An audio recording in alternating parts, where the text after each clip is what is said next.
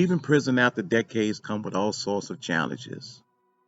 How has the world changed since you entered confinement? Where are you going to live? How do you get food, clothing? How do you find work? Who can help? These are vital human questions for the parolee to answer. I know because I had to figure them out for myself when I was released after serving 28 years, 5 months, and 2 days in Angola prison for a crime I didn't commit. My name is Calvin Duncan, and I was wrongfully convicted of murder. I lost almost 3 decades of my life. Today, I'm in law school, and I'm working to help the recently paroled find meaning in their lives after prison. Turns out, answering scientific questions can also help solve human ones. The development of offshore energy in the Gulf of Mexico brought thousands of oil and gas platforms to a vast oceanscape. Deep mammoth structures act as artificial reef, creating important habitat for marine life. With this came fishing opportunities for commercial and recreational fishers. But when the oil runs out, platforms like these are usually dismantled and removed. The cost of this decommissioning is enormously expensive and potentially very wasteful. When a platform is decommissioned, what happens to the habitats and fisheries that depend on them?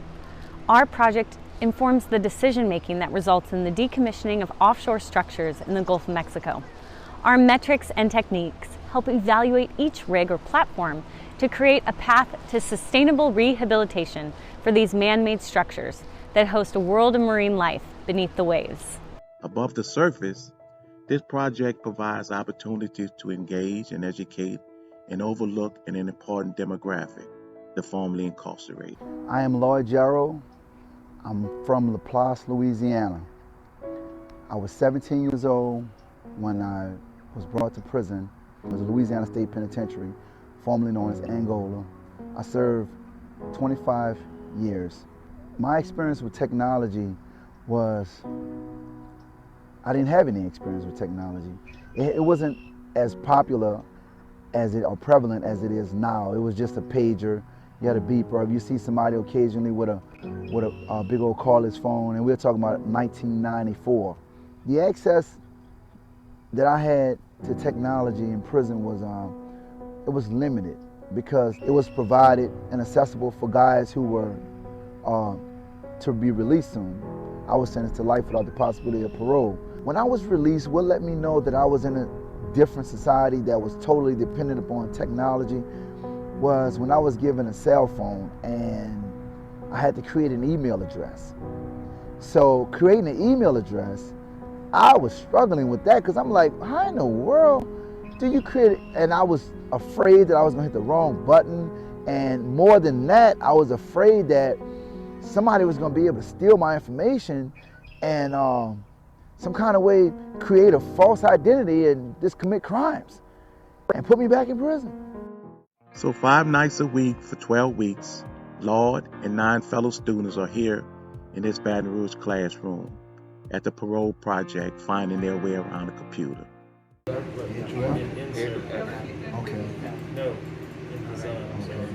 Then you do that.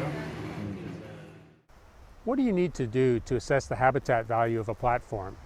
You need to watch and annotate hundreds of hours of underwater video of fish. The life under and around a platform is what gives it a second chance. People are really good at this, better than machines. We realized that we needed to train lots of people to help us do this. To do that, you need to teach them how to use basic video software. Before they can do that, they need to know how to use a computer. Where would we find a group of such people to help us review all this footage? So I hear about this NSF project and I say, aha, there is a real opportunity to, not only to train people to identify fish swimming around oil platforms, but how to use computers and, the various types of software that come with computers. So we talked to Calvin Duncan, who was actually my teaching assistant at Angola for a number of years. And he put us in touch with the Parole Project, which is right there in downtown Baton Rouge. And that's what the Parole Project does. It helps formerly incarcerated inmates, typically folks who have been in there for 20, 25 years, get themselves pointed in the right direction, find a job, find a place to stay. adjust to normal society. One of the things I like about this course is cybersecurity. I learned that different ways people can steal your information, and now I'm more secure in understanding those different ways and people can steal your security. So it helped me use the internet and just different apps more confidently. One thing that I've learned in this class is how to use all the numerous tools of the Google, the Google Docs, Google Sheets, Google, the Gmail, just everything that has allowed me to do my job better. First of all, I've enjoyed it so far because it has enhanced and reinforced some of the things that I've already have learned over the years. But the most important thing that I've learned is about the antivirus and installing software to protect your computer. First and foremost, the instructors.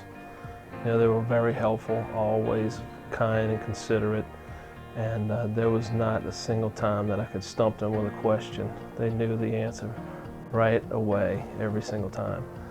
And one thing that was very helpful for me was learning PowerPoint presentations. I just got promoted to a new position with the Parole project, and I think this will be very beneficial to me in my new position, just pretty much marketing our program and promoting the things that we do for our clients and for our communities. So it's going to be very helpful. Well, I really enjoyed the whole class. The entire course was very instrumental for my future. But the PowerPoint is the one that really stood out to me because I know that will be something that I can use for my speaking engagements and also promoting my book that'll be coming out in the summer. Below the surface, this project is about sustainability, about fisheries in the Gulf, and the people who depend on them for their livelihoods. We are focused on the method and data and practice for capitalizing on the value of existing ocean structures as we think about the fishes that depend on them. It's all about ensuring a second chance for the platforms and their fishes. This project relies on a lot of interconnected tools, models, data, science, technology, and most importantly, a lot of human heart. The heart part is evident in every class we teach. I believe we are really making a difference to these students and to our community. In addition to the classroom computer training, we also take the students out on a field trip to South Louisiana aboard a research vessel to spend a day on the water. It's a day of firsts for many of them. First time on a boat, first time seeing the contents of a net brought to the surface and identifying the various animals that are present in the trawl. It's a way for the students to connect the images they see on the computer with the importance of our coastal habitats for the sustainability of these fisheries. Offshore platforms, fish, human beings, everyone and everything can make something beautiful out of a second chance.